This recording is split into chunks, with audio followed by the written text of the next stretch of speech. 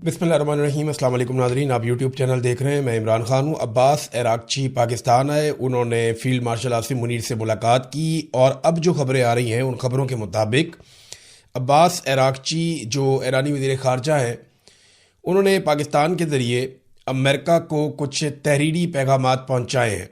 यानी पाकिस्तान बीच में एक लिंक के तौर पर इस्तेमाल हो रहा है और मैंने आपसे कहा था कि ईरान कभी भी इस लिंक को ज़ाया नहीं होने देगा और ईरान कोशिश करेगा कि पाकिस्तान का चैनल ईरान के लिए इस्तेमाल होता रहे। जबकि अमेरिका को इस वक्त पाकिस्तान का मौजूदा रजीम सूट करता है, वो इन पे एतबार कर रहे हैं। कोई और रास्ता भी नहीं है जो डोनाल्ड ट्रंप की अब हालत है आलमी सतह पे। तो सादी बात यह है कि अब्बास अरागची ने ईरानी पैगामात पहुँचाए। ये पैगामात हैं क्या? मैंने आपको पहले भी बताया था कि अब बिलवास्ता मुज़ाकरात होंगे अमेरिका के ईरान के साथ। उसकी कुछ रीज़न हैं कि अमेरिकन जब ईरानियों के साथ बैठे तो उन्हें आइडिया हो गया कि ये मैदान जंग में जितने टफ़ हैं उससे बहुत ज़्यादा टफ ये टेबल के ऊपर है और टेबल में इनके साथ बैठने से उनका कद बड़ा होता है ईरानियों का और अमेरिकन के लिए मुश्किलात पैदा होती हैं। तो इसलिए अब देखें ना, पाकिस्तान सालसी करवा रहा है, अमेरिकन बैठे हुए हैं, ईरानी बैठे हुए हैं, फिर ईरानी पूरी तैयारी करके आते हैं तो वो चीज़ें फिर एक्सपोज होती हैं। बहरहाल ईरान ने अपनी जो रेड लाइन्स हैं या जिन्हें सुर्ख लकीर कहते हैं कि इन चीज़ों से मुताल्लिक हम कोई कंप्रोमाइज़ नहीं कर सकते, वो जो उनकी हदूद है कि यहाँ तक ईरान फ्लेक्सिबल हो सकता है, इससे ज़्यादा नहीं हो सकता। मैंने आपको बताया था कि ईरान कभी भी अपनी यूरेनियम इस बात के ऊपर शायद आमादा ना हो कि वो अपनी यूरेनियम अमेरिका को दे दे कि आप ले जाएं उधर न्यूयॉर्क में, वाशिंगटन डीसी में, वहाँ ले जाके आप रखें और दुनिया को दिखाएं कि ये यूरेनियम वॉर ट्रॉफी के तौर पर हम ईरान से उठा कर ले आएँ। तो ईरान की हत्तुल इम्कान कोशिश होगी कि ऐसा कुछ ना हो। ईरान के अंदर उस यूरेनियम के साथ क्या किया जा सकता है, उसके मल्टीपल सोल्यूशन हो सकते हैं, वो डिस्कस भी हो रहे हैं। बहुत सारी खबरें आपके सामने आ भी चुकी हैं। लेकिन यह कि यूरेनियम के हवाले से जो एक रेड लाइन है वो भी ईरान ने अमेरिका को बता दी है पाकिस्तान के ज़रिए। और आबने हुर्मुज़ के मुतालिक ईरान किस किस्म का सलूशन चाहता है, ये बात भी अमेरिका तक पहुँचाई गई है। देखें, जिस वक्त पाकिस्तान में अभी अरागची आए थे चंद दिन पहले, तो तब ज़्यादा बात आबने हुर्मुज़ पे हुई थी और फिर अरागची फौरी तौर पे ओमान गए क्योंकि ओमान इसमें एक पार्टनर है। मैंने उस दिन आपको मैप दिखाया था कि आबने हुर्मुज़ के दोनों तरफ ईरान और ओमान है, कोई तीसरा मुल्क नहीं है। तो ये दोनों मुल्क आबने हुर्मुज़ को अपनी मलकियत समझते हैं और जो भी फैसला ईरान ने करना है वो ओमान के साथ मिलकर करना है। और ओमान की राय भी जो है वो बाकी दुनिया से मुख्तलिफ है। आपने हुर्मुज़ को या ये जो ईरान के ऊपर अटैक हुआ इसराइल का, अमेरिका का, इन चीज़ों को लेकर अब वो ओमान जाते हैं। वहाँ पे जाके ओमान के बादशाह उनसे मुलाकात करते हैं। उन्होंने बड़ी ज़बरदस्त पोजीशन ले रखी है इस वक्त रीजन में। और फिर वो वापस आते हैं पाकिस्तान और मुशावरत की जाती है, पहले ईरान में फिर पाकिस्तान में मुशावरत होती है और फिर एक तहरीरी तौर पे ईरान अपनी रेड लाइन्स पर मुश्तमिल एक तहरीर पाकिस्तान के ज़रिए अमेरिका को पहुंचाता है। तो मामला यहाँ पे आके रुके हुए हैं। अब देखना यह है कि अमेरिका उसके ऊपर रद्द-ए-अमल क्या देता है। ईरानी वज़ीर ख़ारजा रूस रवाना हो गए हैं जहाँ पे वो पुतिन से मुलाकात करेंगे और इसके अलावा वो मुलाकात करेंगे वहाँ पे दीगर जो रहनुमा हैं रशिया के, उनके वज़ीर ख़ारजा भी होंगे, पुतिन भी होंगे, इनसे मुलाकातें करेंगे क्योंकि ईरान का सबसे बड़ा जो इत्तेहादी बनकर सामने आया इस लड़ाई में, जिसने पीछे भी और सामने आकर भी मुख्तलिफ जगहों पे सपोर्ट किया ईरान को, वो रशिया है। जब आबने हुर्मुज़ को ताकत के बलबूते पर खुलवाने का फैसला किया गया और एक करारदाद पेश की गई तो रशिया और चाइना ये दो ममालिक थे जिन्होंने फौरी तौर पे इस करारदाद को वीटो कर दिया था। अभी डोनाल्ड ट्रंप ने एक दौरा करना है, 14 मई की तारीख आ रही है कि शायद 14 मई तक डोनाल्ड ट्रंप चाइना का एक दौरा करेगा और डोनाल्ड ट्रंप की मुलाकात होगी प्रेसिडेंट शी से और वहाँ पे कुछ चीज़ें डिस्कस हो सकती हैं। तो बहुत मुमकिन है 14 से पहले कोई और जंगी हालात पैदा हो जाएं और माजी की तरह जैसे पहले भी डोनाल्ड ट्रंप का एक दौरा मनसूख हो चुका है चाइना के लिए, दोबारा भी मनसूख हो सकता है क्योंकि इस वक्त अमेरिका पूरे खलीज में एक नया फ़िज़ाई दिफाई निज़ाम नस्ब कर रहा है। देखिए, माजी में अमेरिका से बहुत गलतियाँ हुई हैं। अमेरिका ने इस लड़ाई में बहुत एनालिसिस किया और बहुत सारी चीज़ें अमेरिका ने सीखी हैं। बहुत एक्सपोज हुआ अमेरिका भी और इसराइल भी। और ईरान के शाहिद ड्रोन का उनके पास कोई हल नहीं था, बैलिस्टिक मिसाइल्स का वो सही तरह जवाब नहीं दे पा रहे थे। फिर ईरान की तबाही तो बहुत की अमेरिका ने और इसराइल ने मिलकर, उनके बहुत कीमती लोग भी मार दिए। लेकिन सेम टाइम में ईरान ने फ़िज़ाई दिफाई निज़ाम को दरम भरम कर दिया अमेरिका के। और काफ़ी नुकसान हुआ इसकी वजह से अमेरिका को। अब अमेरिका जो है वो एक नया सिरे से, एक नए तरीके से रीडिज़ाइन कर रहा है, पूरे खित्ते में दिफाई निज़ाम नस्ब कर रहा है, फ़िज़ाई दिफाई निज़ाम। और ना सिर्फ वो दिफाई निज़ाम लगा रहा है बल्कि वो अपने बहरी बेड़े लेकर आया है, यहाँ पे भी इंटरसेप्टर्स मौजूद हैं। और अब वो ये बंदोबस्त कर रहे हैं कि अपने लोगों को, अपने अड्डों को और अपने असासों को महफूज कैसे रखना है ईरान से। गुज़िश्ता लड़ाई में अमेरिका को सरप्राइजेज मिले थे काफ़ी सारे ईरान की जानिब से। क्या इस मरतबा अगर दोबारा लड़ाई होती है तो ईरान कुछ नया करके दिखा सकता है? ये एक बड़ा सवाल है। जबकि अमेरिका ने अपनी बहुत सारी कमियां दूर करने की कोशिश की है, लेकिन एक कमी वो दूर नहीं कर पाएंगे जितने हथियार अमेरिका ने चंद हफ्तों में इस्तेमाल कर दिए इस लड़ाई में, इतने हथियार बनने में सालों लग जाते हैं।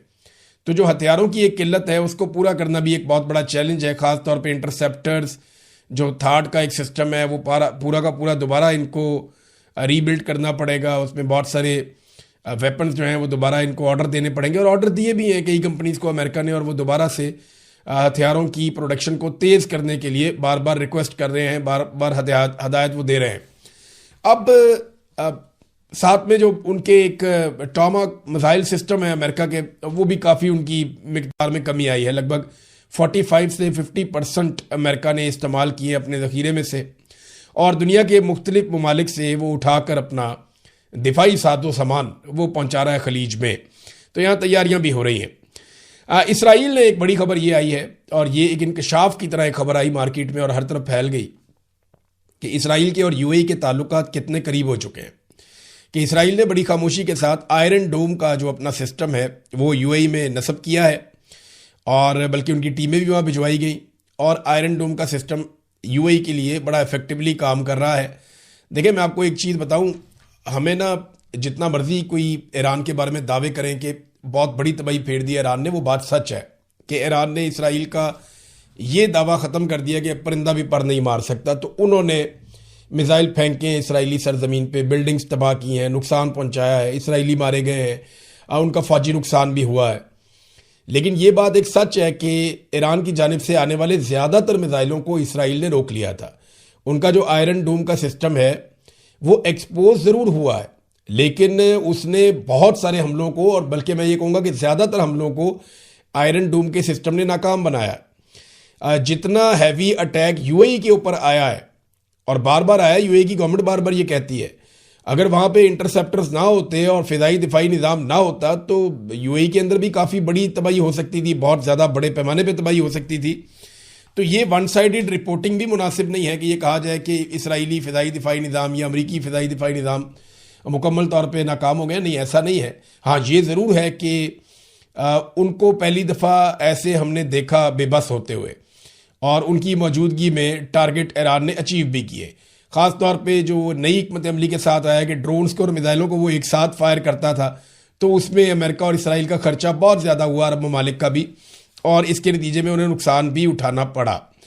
नाज़रीन, एक बहुत बड़ी खबर हम आपको 2 दिन से दे रहे हैं कि डोनाल्ड ट्रंप के ऊपर किस शख्स ने अटैक किया, ये बंदा कौन है, इसका मकसद क्या था, इसके बारे में ना कुछ बहुत बड़ी बड़ी चीज़ें सामने आ गई। लेकिन मेरी नज़र में जो एक बहुत बड़ी चीज़ है जो मुझे समझ ही नहीं आ रही कि ये कैसे हो सकता है, ये मैरियो नोफेल हैं, बड़े सीनियर जर्नलिस्ट हैं और शानदार जर्नलिस्ट हैं। इन्होंने, मैरियो नोफेल ने एक ट्वीट किया है, और एक सबूत जो है वो सबके सामने, पूरी दुनिया के सामने इन्होंने रखा है। इस ट्वीट में वो ये बताते हैं, मैं उर्दू में आपको ट्रांसलेट कर देता हूं, कि व्हाइट हाउस का जो ये अटैक हुआ है, WHCD, ये जो फायरिंग का वाकया हुआ है, ये इंतहाई अजीबोगरीब होता चला जा रहा है, बड़ा वियर्ड किस्म का वाकया होता चला जा रहा है। हमला आवर का नाम कॉल एलन है, COLEALLEN, ये नाम है हमला आवर का, कॉल एलन। इसने हमला किया है और ये आदमी पकड़ा गया है, इसने गोली भी चलाई है। लेकिन आज से चंद साल पहले एक अकाउंट ऐसा है जिसको ये पता था, इस नाम के बारे में उसे पता था। उस वक्त शायद कॉल एलन को भी इस बात का आइडिया नहीं था। यानी जो डेट हमारे सामने आ रही है वो डेट है 22 दिसंबर 2023 को। ये ट्विटर के ऊपर या एक्स के ऊपर एक अकाउंट है, और इस अकाउंट का जो नाम है वो है हेनरी मार्टिज। ये हेनरी मार्टिज एक अकाउंट है ट्विटर के ऊपर। इस अकाउंट ने आज तक सिर्फ एक ही ट्वीट किया हुआ है। ये मेरे सामने ये अकाउंट मौजूद है, ये आपको भी मैं दिखा देता हूँ। ये दिसंबर 2023 में ये अकाउंट बनता है और एक मेंढक की शक्ल का कोई एक जानवर है, कार्टून है, उसका चेहरा लगा हुआ है इसके ऊपर। और इसका जो यहाँ पे ये तो डीपी लगी हुई है ना, चेहरा जो लगा हुआ है वो तो ये है। लेकिन एक जो हैरत अंगेज और अजीब चीज़ है, इस अकाउंट का जो हेडर इमेज है, जब आप किसी भी अकाउंट पे जाते हैं, चाहे आप फेसबुक पे जाएं, चाहे आप ट्विटर पे जाएं, चाहे आप यूट्यूब पे जहाँ मर्जी जाएं आप, तो एक तो वो होता है ना डीपी होती है जो गोल दायरे के अंदर आती है, एक होता है जो बैकग्राउंड के अंदर पीछे ऊपर एक हेडर लगा हुआ होता है। तो वो जो हेडर वाला इमेज लगा हुआ है ना, वो एक ऐसी वेबसाइट से उसकी तस्वीर उठाई गई है जिस वेबसाइट का नाम है टाइम मशीन। बस मैं यहां तक आपको बताना चाहता था। अब आपको बताता हूं कि इस अकाउंट को आज से लगभग 2.5 साल पहले कैसे पता था कि कोल एलन नाम का एक आदमी कोई हरकत करेगा। इस अकाउंट से सिर्फ एक ट्वीट हुआ है और उसके बाद कोई ट्वीट नहीं हुआ। इस अकाउंट को कितने लोग फॉलो करते हैं? शायद ये अब फॉलो कर रहे हैं इस अकाउंट को लोग, पहले शायद फॉलो ना करते हो, लेकिन अभी जब इसको मैरियन ओफेल ने ट्वीट करके बताया तो 3,842 इसके फॉलोअर्स हैं। दिसंबर 2023 में ही ये अकाउंट बना और दिसंबर 2023 में ही इस अकाउंट ने वाहिद ट्वीट किया, और जो वाहिद ट्वीट किया उस ट्वीट में इस अकाउंट ने सिर्फ और सिर्फ एक ही चीज़ लिखी, और वो चीज़ लिखी कि कॉल एलन, हमलावर का नाम लिखा। उस वक्त तो हमलावर को भी शायद नहीं पता था कि वो हमला करने जा रहा है।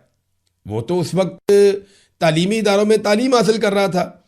जो उसका रिकॉर्ड है वो तो यही बताता है कि ये आदमी जनाब बच्चों को पढ़ाता भी था, और इसके बारे में काफ़ी चीज़ें पता चली हैं। इसकी बहन का भी इंटरव्यू कर दिया गया है, इसका भी इंटरव्यू कर दिया गया है, इसके घर की निगरानी भी कर दी गई है, बहुत सारी चीज़ें बरामद भी हो गई हैं। इसने जो एक ख़त भी लिखा अपनी फैमिली को, वो ख़त भी बरामद हो गया है। उसमें भी पता चल गया है कि ये कौन आदमी है, किस तरह का बंदा है। वो बाकायदगी से एक शूटिंग रेंज के ऊपर जाता था, वो फायरिंग शायरिंग की प्रैक्टिस भी वहाँ पे करता रहा है। इसके पास 2 हथियार थे, एक शॉटगन है जिसको कारतूस डाल के चलाते हैं, शॉटगन उसे बोलते हैं, और दूसरा जो है वो इसके पास एक पिस्टल था .38 कैलिबर का। ये कैलिबर जो है ना .38, ये कोई इतना बड़ा कैलिबर नहीं है, ये नॉर्मल कैलिबर का पिस्टल होता है। इसमें 2 होते हैं, एक .38 स्पेशल होता है और एक नॉर्मल होता है। जो नॉर्मल वाला है वो मैकारोव पिस्टल ये बनाते हैं रशियन, ये बहुत ज़्यादा इस्तेमाल करते रहे माजी में। .38 कैलिबर मैकारोव कंपनी का इनका एक पिस्टल होता था, एक दौर में हमारे पास भी था, तो वो इतना दूर नहीं मारता। हाँ, जो इसका एक स्पेशल वर्जन होता है, इसकी एक बड़ी गोली होती है जो रिवॉल्वर के अंदर ज़्यादातर इस्तेमाल होती थी। पुलिस के पास पाकिस्तान में जो सर्विस रिवॉल्वर माजी में हुआ करते थे पुराने, उनके अंदर .38 की एक बुलेट डलती थी, वो बड़ी तगड़ी बुलेट होती थी, लेकिन वो रिवॉल्वर में जाती थी ज़्यादातर। तो ये नादरीन एक रिवॉल्वर था इसके पास जो इसने अक्टूबर 2023 में लिया था, और सारी इसकी स्क्रूटनी हुई थी। उसके बाद इसने एक शॉटगन खरीदी थी जो इसने 2025 में 17 अगस्त को खरीदी थी। फिर इसने एक लेटर भी लिखा अपनी फैमिली के नाम। फिर इसने कुछ जो है वो चंदा वंदा भी दिया, $25 कैमला हैरिस की जो इलेक्टोरल कंपेन थी उसके अंदर। तो डोनाल्ड ट्रंप को ये पसंद नहीं करता था। नो किंग मूवमेंट को भी इसने ज्वाइन किया था, वहाँ पे भी एहतजाज करता रहा है। ये ज़हनी तौर पे कोई बीमार आदमी नहीं है, कोई गैर मुस्तहकम आदमी नहीं है, या अचानक से उठकर इसने हमला नहीं कर दिया, मनसूबाबंदी के साथ इसने हमला किया है। ज़हनी तौर पे मजबूत आदमी है, पढ़ा लिखा आदमी है, एहतजाजी मुजाहरों में हिस्सा लेता रहा है, और मुख्तलिफ जगह पे अपने अकायद और अपने नज़रियात जो है वो उनको खुलकर बयान भी करता रहा है। ये टीचर ऑफ द मंथ का अवार्ड भी इसको मिल चुका है माजी में। और इसने जो एक लेटर लिखा फैमिली को, वो लंबा चौड़ा लेटर है, गैर ज़रूरी है, लेकिन असल बात ये है, जो इंटरेस्टिंग बात है, टाइम मशीन एक्चुअली इसके ऊपर ना मुझे एक दौर में बड़ी दिलचस्पी थी, मैंने बड़े इसके ऊपर आर्टिकल पढ़े, बहुत सारी चीज़ें पढ़ी। अभी आजकल मेरे बच्चे भी मुझे पूछते हैं कि ये टाइम मशीन क्या होती है और क्या ये टाइम मशीन एग्जिस्ट करती है। सोशल मीडिया पे आप देखें तो इसके बारे में बहुत सारी मिथ है, ख़ास तौर पे 70s में, 80s में, 90s में, उन दिनों में इसके ऊपर बहुत बात होती थी कि टाइम मशीन, कोई आदमी, टाइम मशीन ये है कि आदमी टाइम ट्रेवल कर लेता है। यानी आज के दौर में अगर किसी आदमी के पास टाइम मशीन है तो वो 100, 200, 300, 400 साल पीछे भी जा सकता है, वो 100, 200, 300, 400 साल आगे भी जा सकता है। तो वो टाइम ट्रेवल करवा देती है इंसान को जिंदा हालत में, इसी हालत में वो किसी और दौर में पहुंच जाता है। ये है जी टाइम मशीन का कॉन्सेप्ट। टाइम मशीन नाम की एक वेबसाइट है, वहाँ से एक तस्वीर उठा के इस अकाउंट ने ऊपर लगाई हुई थी, और वहाँ पे इसने कॉल एलन ये नाम लिखा हुआ था और इस बंदे ने हमला कर दिया और ये एक ही ट्वीट यहाँ से हुआ था। ये बड़ी अजीब चीज़ है, ये इसीलिए भी रिपोर्ट भी हुई है और लोग इसके ऊपर बात भी कर रहे हैं। अभी इस हमले में मज़ीद इन्वेस्टिगेशन होगी, शायद कुछ और निकाल पाएँ लोग, लेकिन ये एक नॉर्मल चीज़ लगती है। लेकिन एक चीज़ जो नॉर्मल नहीं लगती कि किसी को पहले से कैसे मालूम हो सकता है कि बाद में एक शख्स कुछ ना कुछ करेगा और उसका नाम पहले से ले लिया जाए, ये अब इसका कोई आइडिया नहीं है। नाज़रीन, इसराइल में नेतन्याहू की जो सियासी पोजीशन है वो कमज़ोर हो रही है। देखें, डोनाल्ड ट्रंप की अपनी सियासी पोजीशन बहुत कमज़ोर हुई है। फायरिंग के इस इंसिडेंट के बाद डोनाल्ड ट्रंप की पोजीशन बेहतर होती है या नहीं, ये हम अगला सर्वे आने के बाद बता पाएंगे। लेकिन नेतन्याहू के लिए एक बड़ी मुश्किल पैदा हो गई है, उनकी सूरत हाल में कमज़ोरी हुई। वजह यह है कि दो साबिक वज़ीर आज़म हैं इसराइल के। नेतन्याहू का जो राज है वो 3 दहाइयों तक पहुँचता हुआ दिखाई दे रहा है।